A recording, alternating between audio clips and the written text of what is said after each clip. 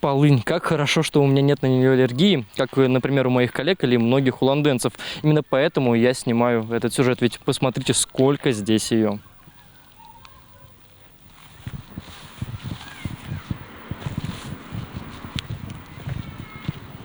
Аллергия у мужа на полынь очень сильная.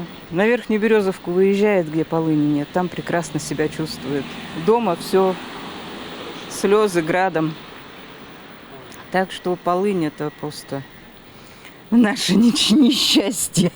И у нас, между прочим, дачные участки, там, где мы живем, да, Дружба, Весна, Коммунальник, это кошмар какой-то. Люди не полят возле огородов, возле своих заборов траву. Единственный способ вылечить это все, это убрать эту траву. Каждые 2 недели у нас ведется подрезка по магистральным улицам. На данный момент у нас прокошена общая территория 1 150 000 квадратных метров. В планах у нас еще кошение около 400 000 квадратных метров. Это только железнодорожный район. Мы косим места общественного пользования, такие как скверы.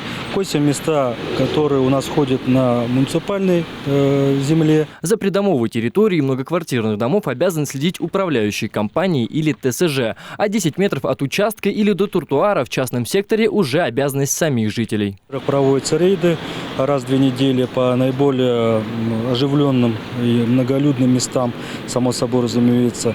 Хочу сказать то, что наши управляющие компании довольно-таки ответственно относятся. Есть единичные случаи, когда управляющая компания, так скажем, халатно относится к этим моментам. В этом случае администрация района выписывает предписание и направляет в управление административного контроля. Чихаю, постоянно нос заложен и глаза чешутся. К одной подруге лучше вообще не подходить, когда у нее аллергия. Она будет очень агрессивная.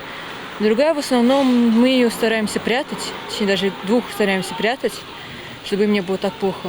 Одна вообще просто из дома не выходит. Аллергия проявляется в аллергическом дерматите, то есть это волдыри на коже.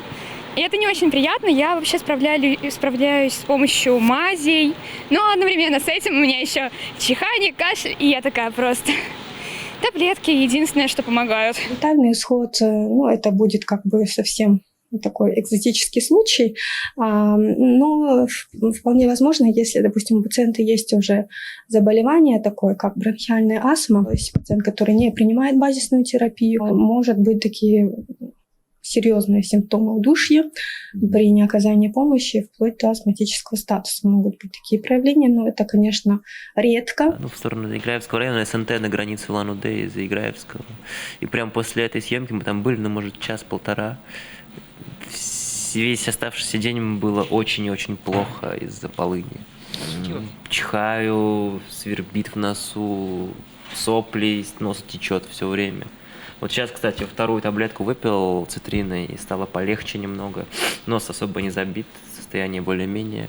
Если вы, как и Дождь, страдаете от полыни, обязательно сходите на прием к аллергологу. Не занимайтесь самолечением. Перед употреблением лекарств проконсультируйтесь со специалистом. Антон Симонов, Александр Семенов, телекомпания АТВ.